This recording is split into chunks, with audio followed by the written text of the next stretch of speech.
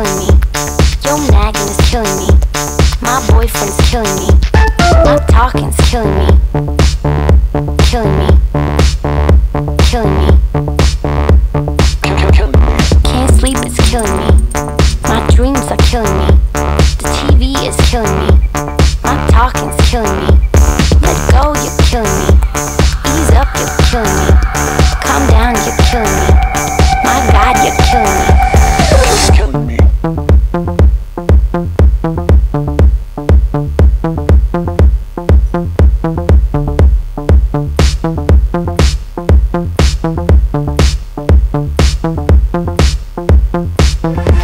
My drinking is killing me.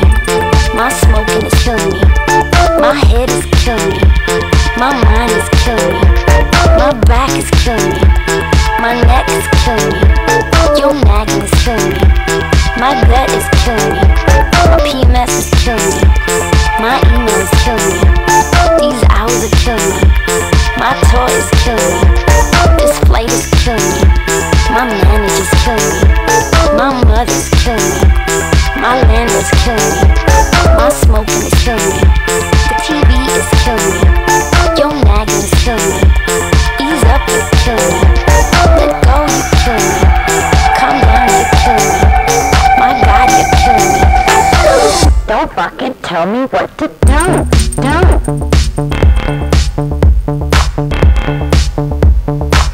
Don't fucking tell me what to do.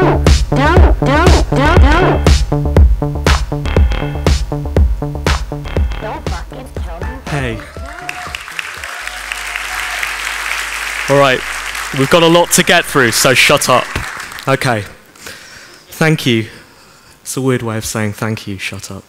Thank you for coming so much. It's so good to be back at Nordic Game. Once again, thank you all for cutting your lunch hour short and coming to hang out with me instead of, you know, digesting. I'm not sure if any of you have seen me talk before. I speak a lot about video games. I'm trying to do that a lot more. And if any of you still want to see me speak after today, I am totally interested in going to talk at you somewhere else. So if you know someone who wants to invite me somewhere to talk, do that. But I speak a lot about video games, mostly on design and history. I do workshops, I do lectures. Every year at Nordic Game, I try to do something a little bit different, because that's what this place is to me. It goes back to 2008 when I did my first talk here, which was a curated compendium of short stories about narrative. It's called Stories About Stories. 2 years ago, I did a talk called The Slow Death of Punk Rock. I don't know if any of you saw that. But it was mostly about Britney Spears and my thoughts on, you know, the commercialization of indie gaming, but kind of mostly about Britney. And last year, I told you a story called In the Time It Takes a Heart to Beat, which was a personal piece about a phone call from a girl from another planet and what it means to spend or waste time. I would not write those talks for anywhere else, anywhere except for Nordic Game. The variety of things on the schedule today, yesterday, tomorrow, that is the value of this conference to me.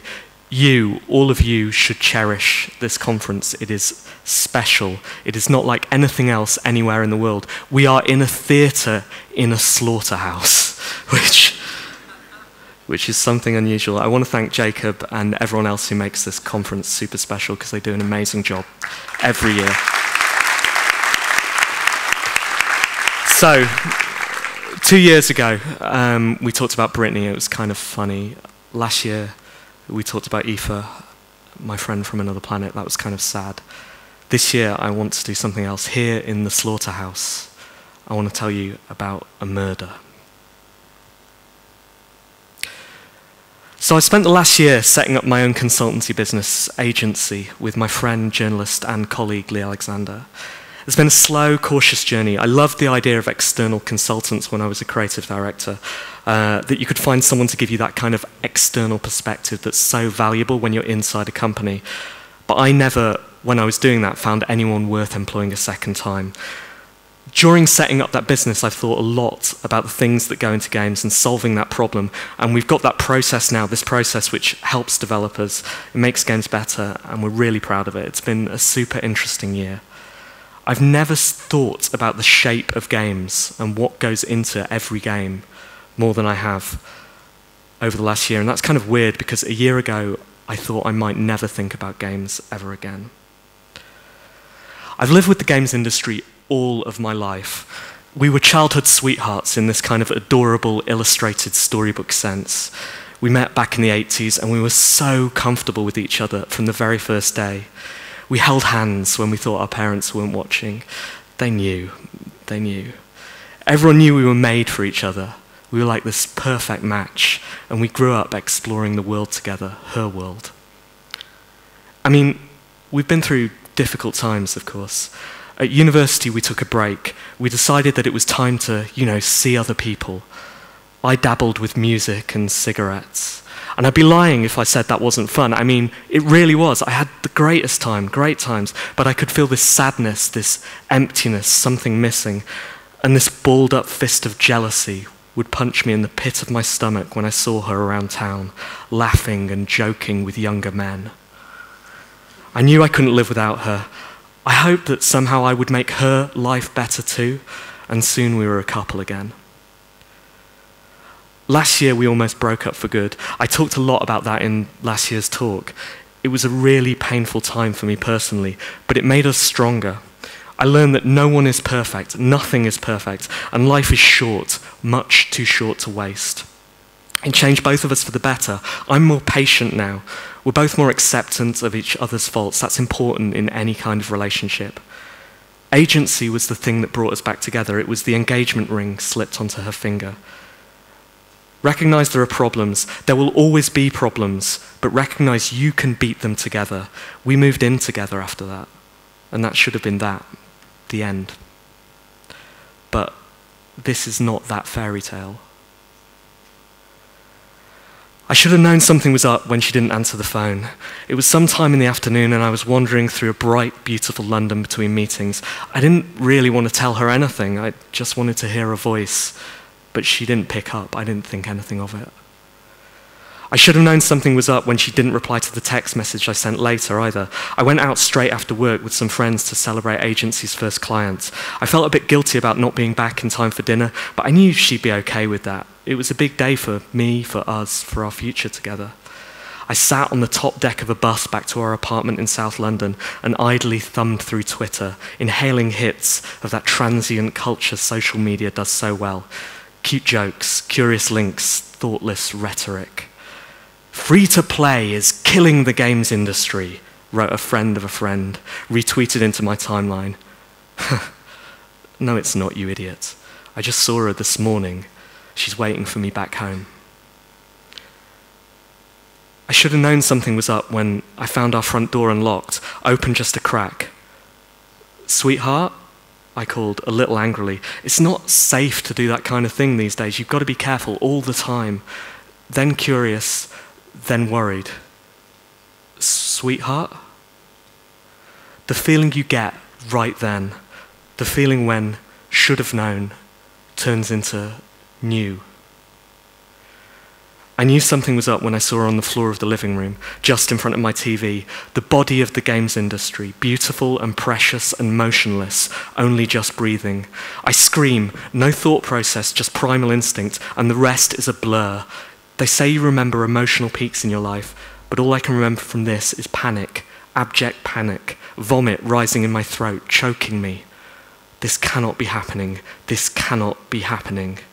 A blur. I leap towards her, grab her wrist, the faintest heartbeat. Her jaw moves slightly. Those lips I kissed so many times open just a little. I lean in to hear something, her last breath. She's trying to talk. Stay here. Just go. Don't go. What happened? Stay with me. Goddamn, stay with me. Please stay with me. Pull her tighter. My head on her chest now. One final heartbeat. And in the time it takes her heart to beat, she whispers something, a name, a word, something. Who did this to you?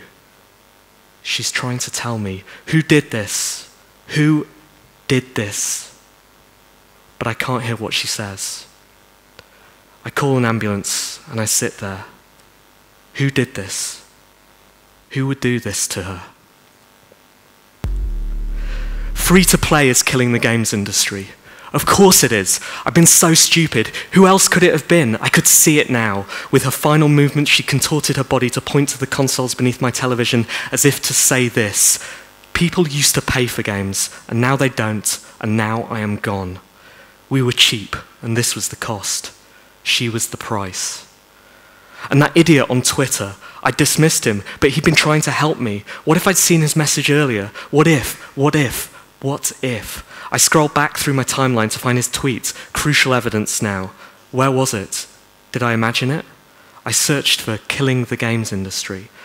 All I found were 100 more accusations. Guns are killing the games industry, read one. We could only ever come up with 2 real uses for the action button in games: jumping and shooting. Any surprise that we, killers at heart, grew up with the former and then chose to focus on the latter? I remember a tweet about a mod for Proteus that turned it into a shooter, instructing players to tape a paper gun to the screen. Gallows humour. Not so funny, really. We all know that's the only way anyone beyond me and you would ever play that game. Achievements are killing the games industry, read another. Smile at the blink and the notification if you must, but no, it is hollow. There is no joy anymore, just ticking boxes and jumping through hoops in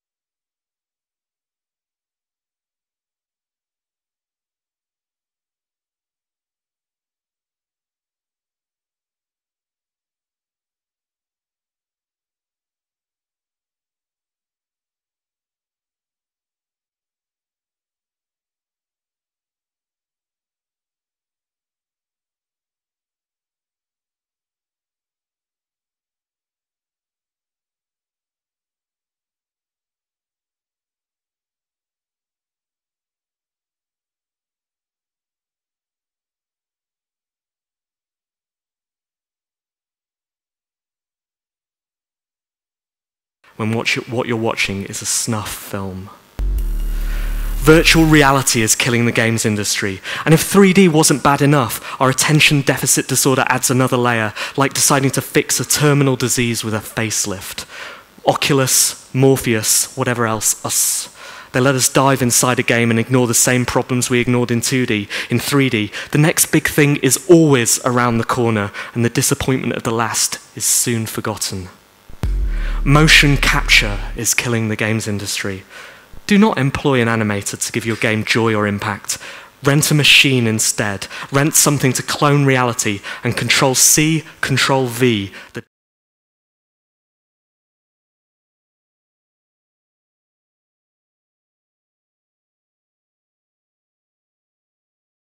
Ragdoll physics is killing the games industry. A tumbling fucking mannequin, tumbling forever. Linear stories are killing the games industry. Is The Last of Us really the greatest game of 2013? Or is it a TV movie version of Children of Men, cut into segments and pinned to disconnected, uncharted, third-person bullshit? Narrative is not a waste of time, far from it, but when it is delivered as a series of sliced-up, immovable cutscenes on which the player has no effect, the story it tells is not one of zombies or spaceships, but it is about our industry. It shows us what we really want to be. It shows us that Hollywood is killing the games industry, or our pursuit of Hollywood at least, comparing ourselves to our bigger, credible, older brother, using metrics like biggest entertainment launch for validation, while knowing those numbers disguise the bigger problem. Our search for gaming Citizen Kane has gone on so long that it is cliche, but the problem is not that we haven't found an answer, it's that we're even asking that question. Mario is killing the games industry. The figurehead of the industry, once a new Mario game was a big deal, now it feels like a monthly cycle, symptomatic of the industry's lack of ideas, like his hapless, brain-dead brother Link and his Zelda series. They're all great games, and they're all the same as the fucking last. Sonic is killing the games industry. Could there be anyone more representative of video games' decline than an old man with a blue Mohican raging against the dying of the light? Clichés are killing the games industry. If it's a platformer, you'll be jumping on heads. If it's an FPS, there'll be crates. If it's an RPG, you know surely you're going to a sewer level. Acronyms and abbreviations are killing the games industry.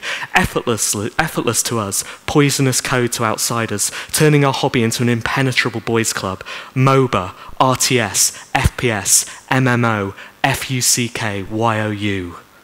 Local multiplayer. What's a local multiplayer game but an excuse to hang out with your friends? And when we discover that the fun part of that is not the game, but your friends, then what? Everyone looks around, switches off their game system, and starts making out with each other.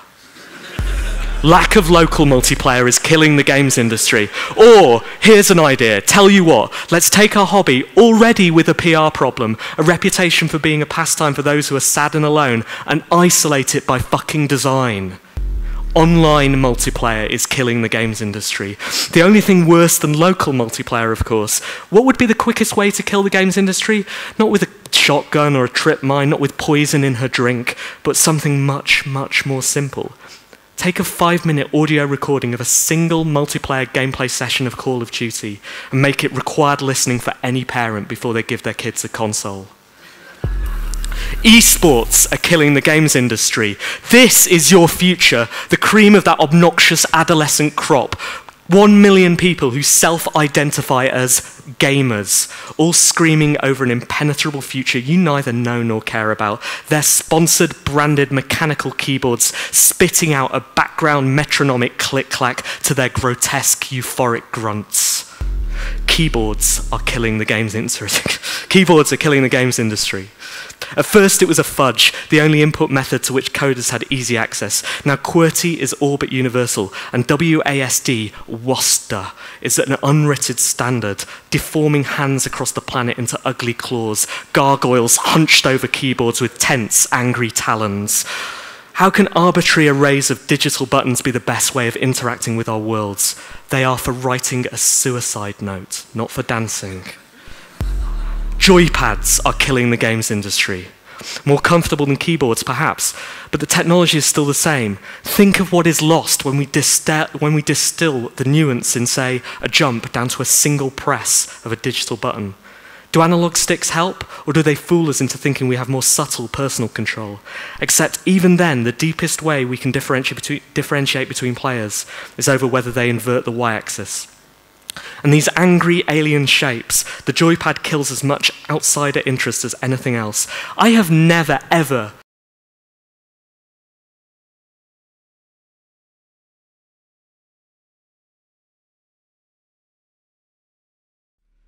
Kinect is killing the games industry. Not the actual camera, but the hysteria that caused it to be dropped. We did the very worst thing we could. We climbed on a bandwagon, retweet, retweet, retweet, and we killed one of the few avenues we were still exploring, something that might have let us discover something new, or at least escape the tyranny of digital buttons. Gimmicks are killing the games industry. We learnt nothing from the great plastic guitar explosion of '08, a period that ended with men literally throwing guitars into volcanoes, and threw ourselves headlong into the next distraction. Like how motion control is killing the games industry, because I never, ever, ever want to tilt to fucking move. Or AR is killing the games industry. Or location awareness is killing the games industry. Or motherfucking QR codes are killing the games industry. No. Skylanders is killing the games industry. There was a time when you bought a game and that was that. Now the successful ones must be monetized with add-ons, largely virtual but sometimes real, and never more symbolic than the gaudy plastic trash of Skylanders. This serial toy junk, designed with absolute cynical intent, is no more interesting or innovative than repackaging crack cocaine for children. That is what we are now, drug pushers. That is what this was. A drug-related incident. No sympathy. The cops saw it coming. resigned shrugs across the police station, and, in a nearby mortuary, the corpse of the games industry lies cold, a sad story that teaches us nothing.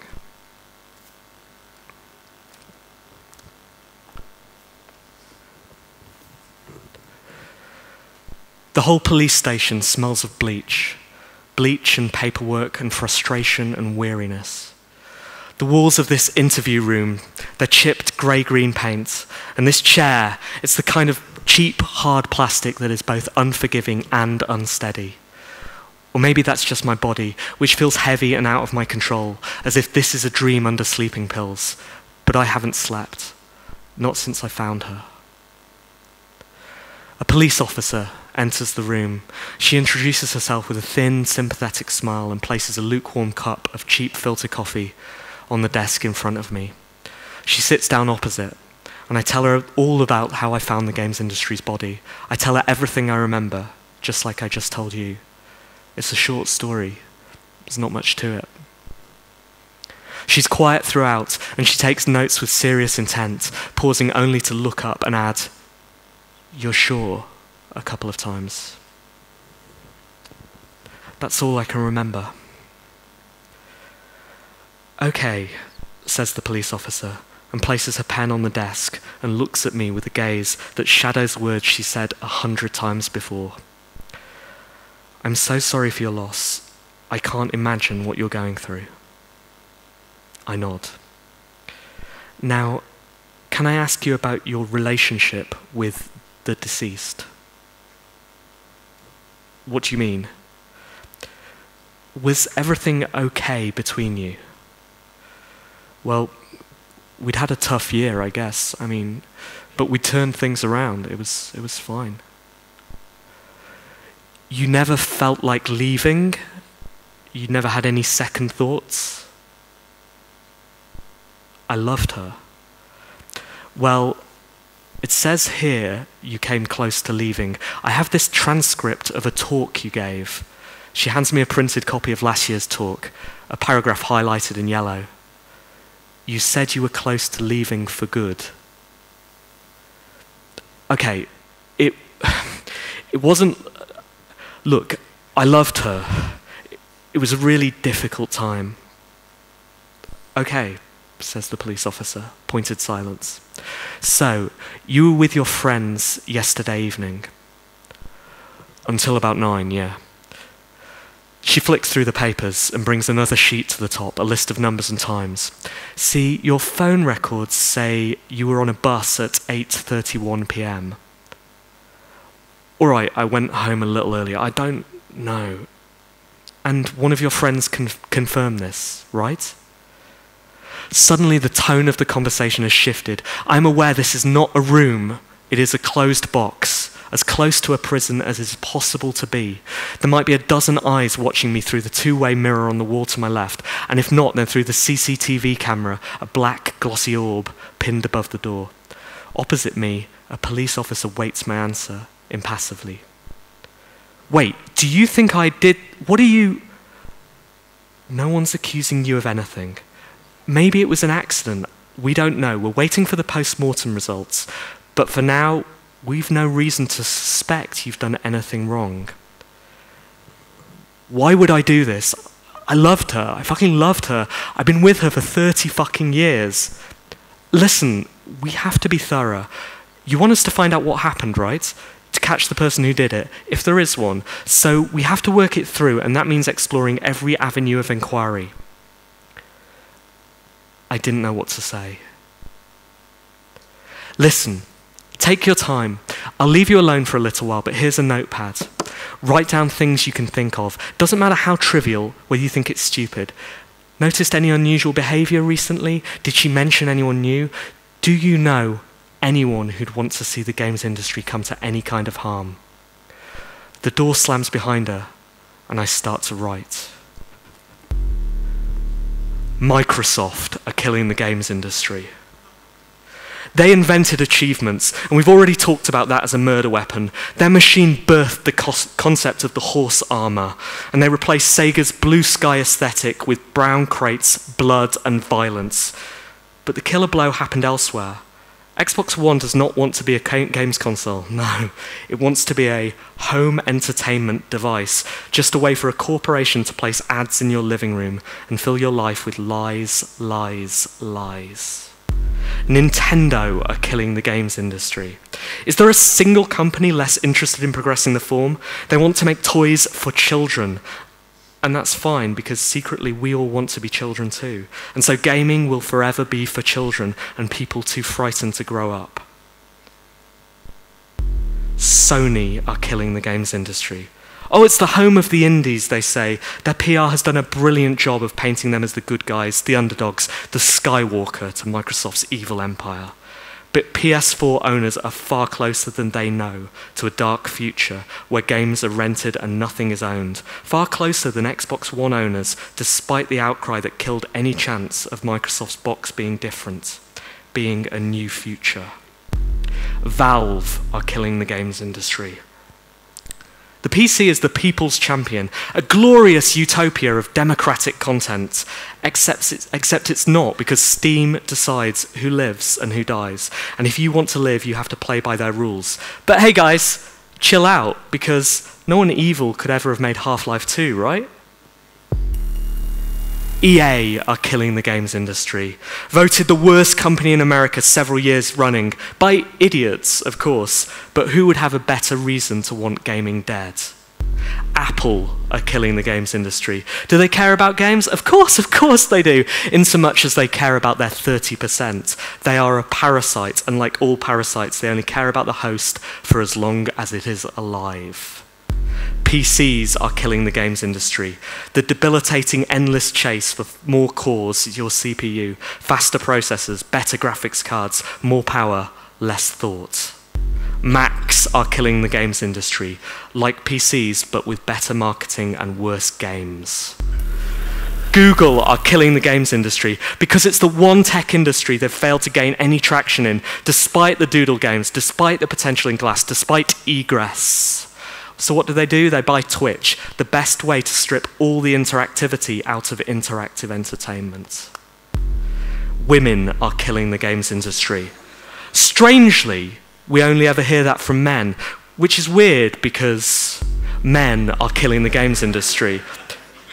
Except they're not either. The truth is, sexism is killing the games industry. Some choose to fight the good fight, others shrug and ignore, but we can't win. No one ever fucking wins, because the audience informs our decisions.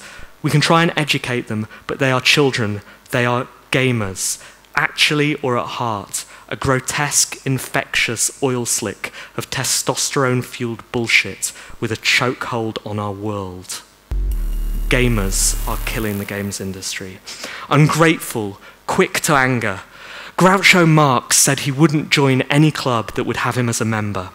That sort of holds here, except in this instance, I would euthanize that group before I identified with them. Entitled man-baby motherfuckers, one and all. PRs are killing the games industry. I'd tell you more, but it's under embargo until next week. And marketing men are killing the games industry. Who cares what they say, except for everyone, because that is their job, to mislead about the content so people buy something, regret it, and then never buy anything again. Games journalists are killing the games industry. We make hilarious jokes about Doritos, pledge to be better, and within 18 months, everything is forgotten.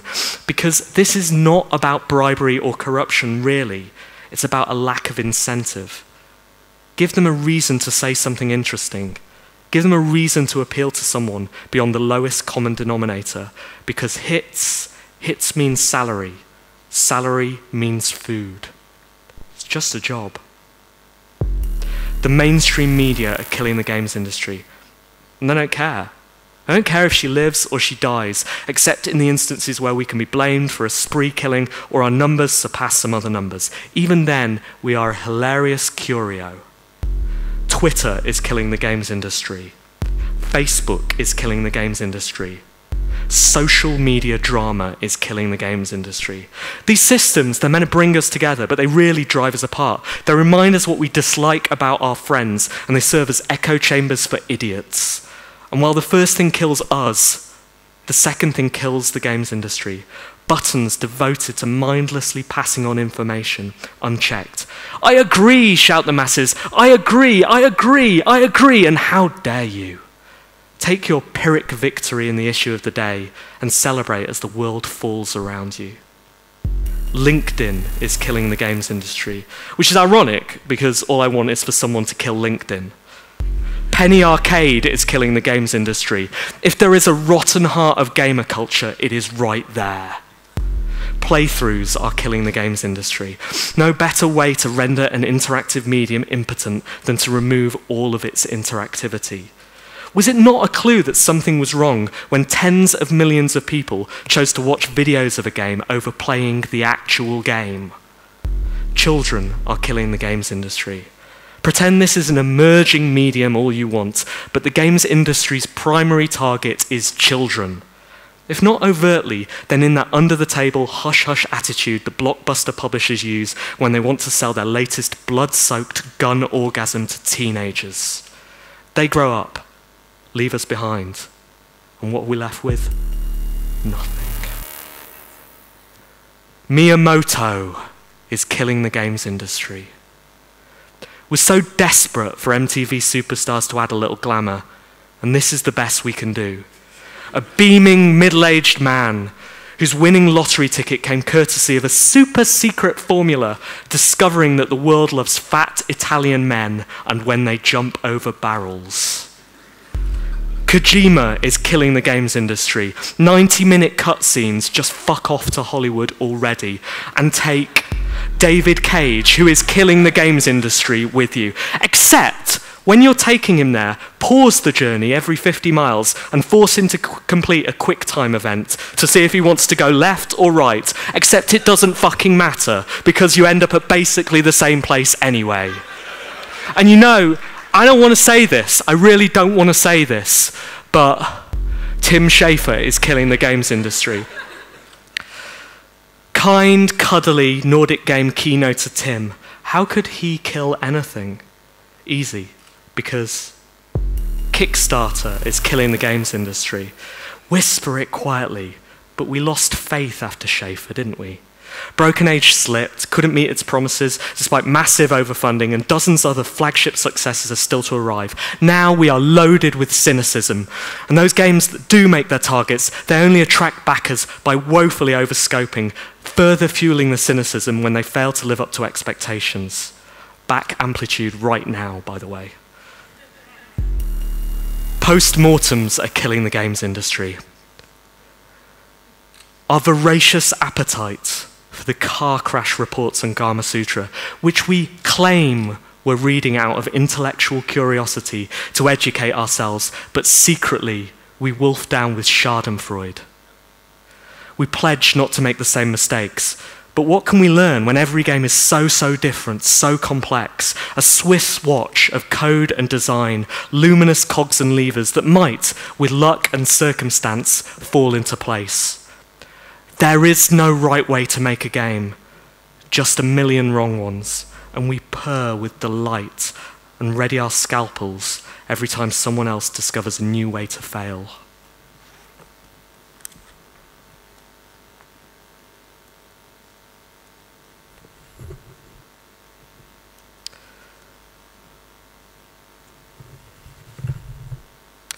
That night, I dreamt of the games industry's post-mortem. Rationalizing it, I knew it didn't mean anything.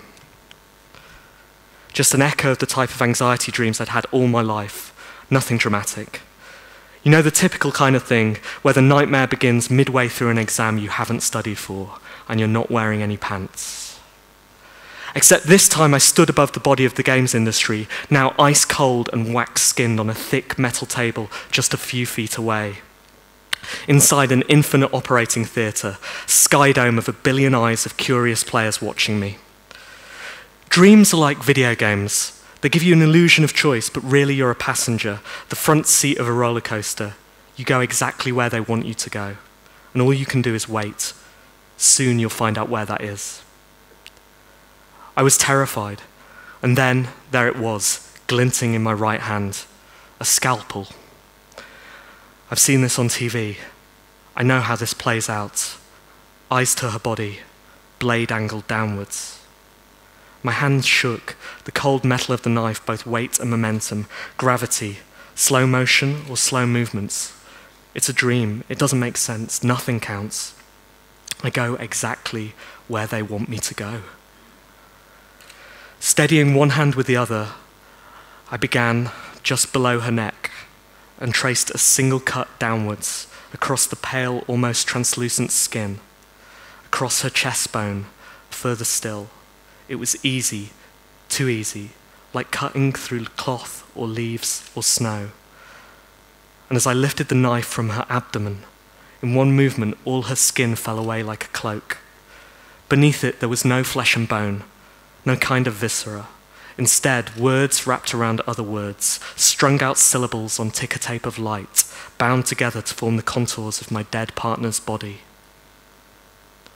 The words were all the things I've mentioned, all the things I'm yet to mention, taut and twisted like sinews. I placed my hand inside her chest, wrenched out a fistful of the tape, my surgical glove dripping with typography, and I started to read.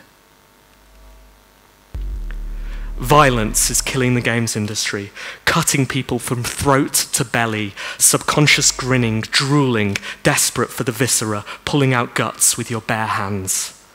First-person shooters are killing the games industry, boom, headshots.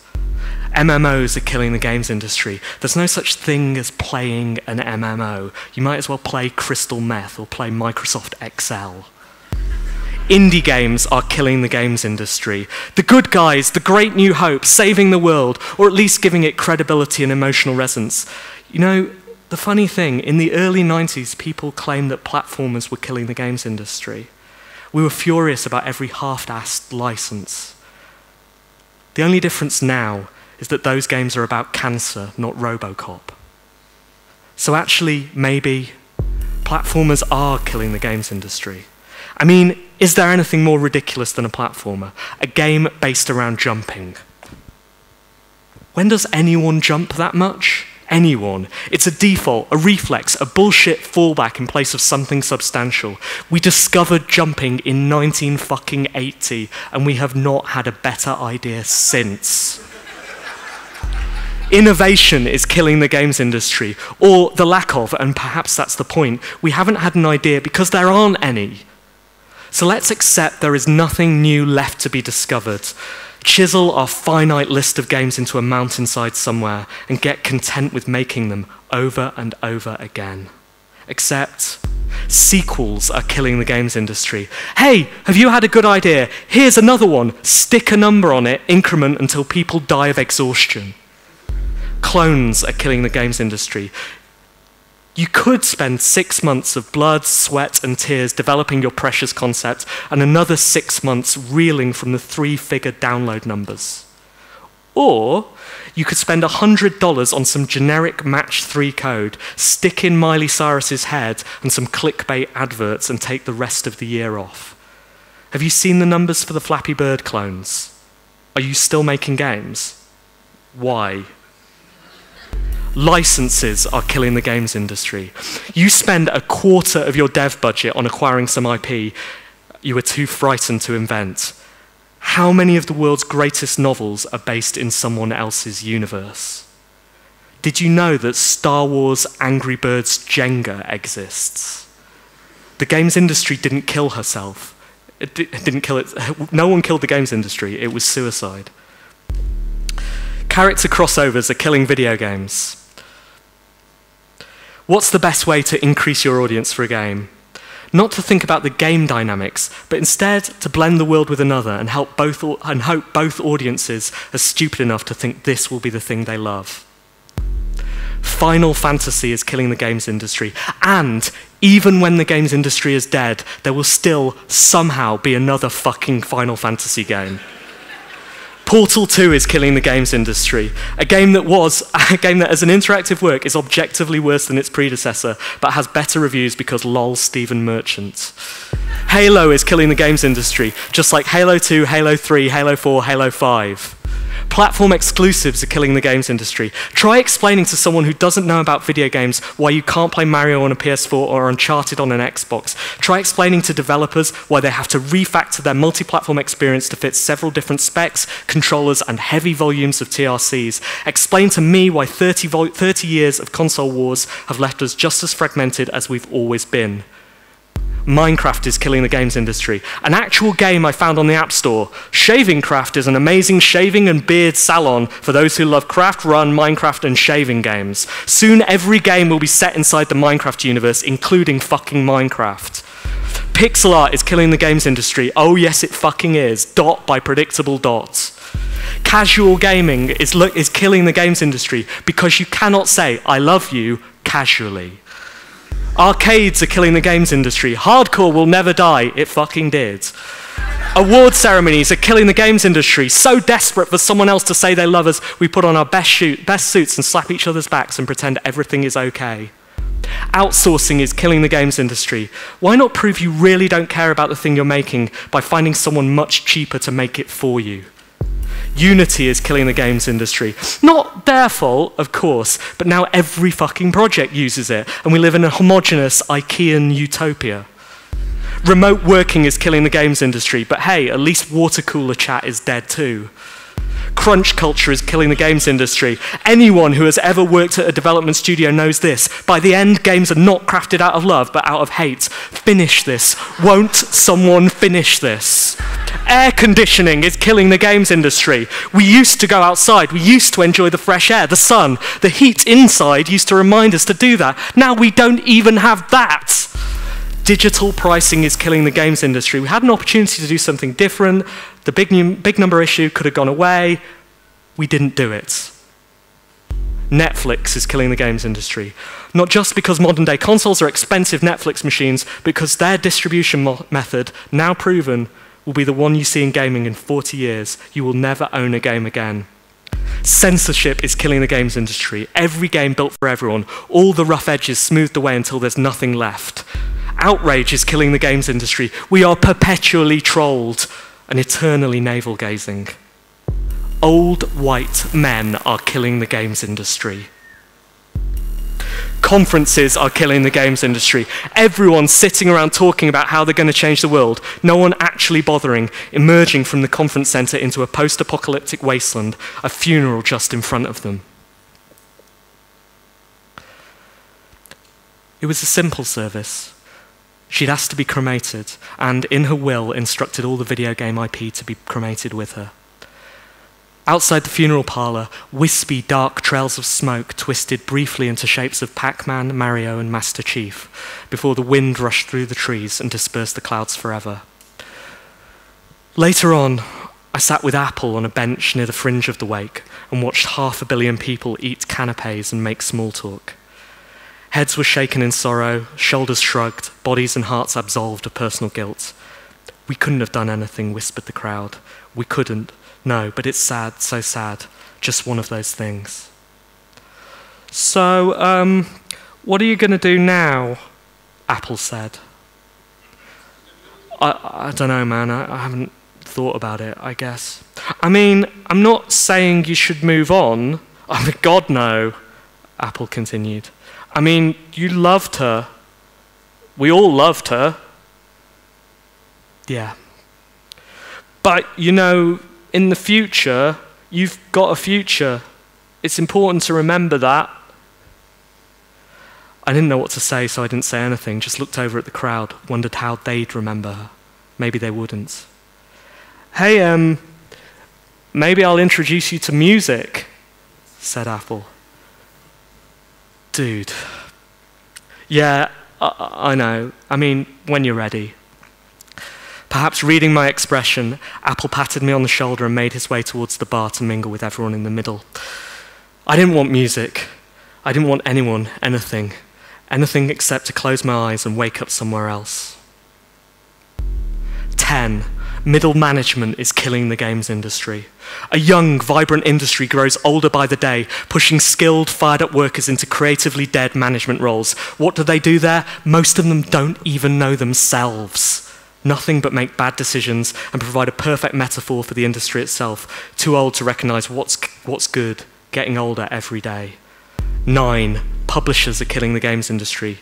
We thought we'd killed them, but like zombies, they rose again. Collectives rise from communities of indie developers, band together to form new Activisions, just as Activision did 35 years ago.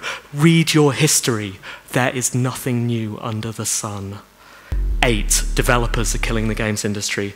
Not as a whole, but as a structure. We build one game we love, we form a team around that idea, and then we scrabble around for the next paycheck and an idea to fit the same team. We are not led by ideas, but by survival. This is just a job. The future is killing the games industry. Keep your eyes on the horizon. There must be a better tomorrow. 6, nostalgia is killing the games industry because we know yesterday so much better than today. 5, hyperbole is killing the games industry. Every single new thing is the best thing ever or the worst thing ever, the second coming or the death of the medium. We are frightened of what we don't know, or worse, frightened of the things we don't try to understand. It is killing the games industry, someone says, and we're so scared that we retweet it. This part of the games industry is killing that part of the games industry. Relentless negativity. 4, fear of change is killing the games industry. We slaughtered Connect just a few days ago, and you, all of you were witnesses, stood around and said nothing as the blade pierced the skin. Just like so many other new things that could change the world. Why? Because we are so comfortable in the present and we want to stay here forever. We don't want to grow up. I don't want to grow up. 3, I am killing the games industry. 2, you are killing the games industry. Every time you talk about something killing the games industry, you are using hyperbole as a weapon, but you are the victim. You are declaring yourself impotent, unable to help. You can't change anything. You are the person who claims that voting changes nothing, too stupid to realize that inaction is a statement in itself, already changing something. And that is bullshit. Every one of us here, every one of us, consumers, developers, publishers, PRs, marketers, Tim fucking Schafer, changes the games industry every day with our behavior. And why do you care anyway? Because 1, the games industry is killing the games industry. This obsession with a capitalist construct, the survival of something that doesn't care about you. You support it like a football team, cheer on each financial result. We're bigger than Hollywood now. More people play games than read books. We finally hit the mainstream. We're in the New Yorker. Ebert admitted he was wrong. A deathbed confession. Who cares about the games industry? Not me, I keep telling myself. If it wasn't already dead, I'd look you in the eye, every single one of you, and I would say this: let's kill it. Let's burn it to the fucking ground and sift through the ashes and see what's left. Denial is the first stage of grief, they say. Anger, bargaining, depression, and acceptance to come. But what if I never loved her, really? What if this wasn't denial but a moment of clarity? Or what if 3, 2, 1, nothing? Nothing is killing the games industry. The games industry is not a thing. It is a million different things. Her body, formed of all the parts of this talk and 100,000 more words wrapped around a spine that says, play. That is the backbone I fell in love with, we fell in love with, back when I knew her by her real name, games. Play was a backbone that led me to hold her hand when I was a child, the reason we explored the world together over the last 20 years, the reason I knew I could never leave, the reason I set up agency. Because nothing can kill the games industry. Perhaps its monetary value will rise, and perhaps it will fall as fashions come and go. But that is of negligible importance to those who really care about the content, and it will always survive for better and for worse. Games exist now. And you cannot kill that form any more than you can kill poetry or literature or our beloved Hollywood. People make different types of games, but we need to embrace that pluralism. Do I love microtransactions? No, but we want everyone to play. We say that all the time, and that means letting them play on their own terms. There is no right way to play, no more than there is a right way to build a thing to play. Teach people about the thing that you love, but just as importantly, let them teach you. Hands still around her wrist, the heartbeat gets stronger. One more beat. Colour returns to her cheeks, and now I can make out the words. She pulls me closer, she smiles and she whispers, I love you. Let's make something new.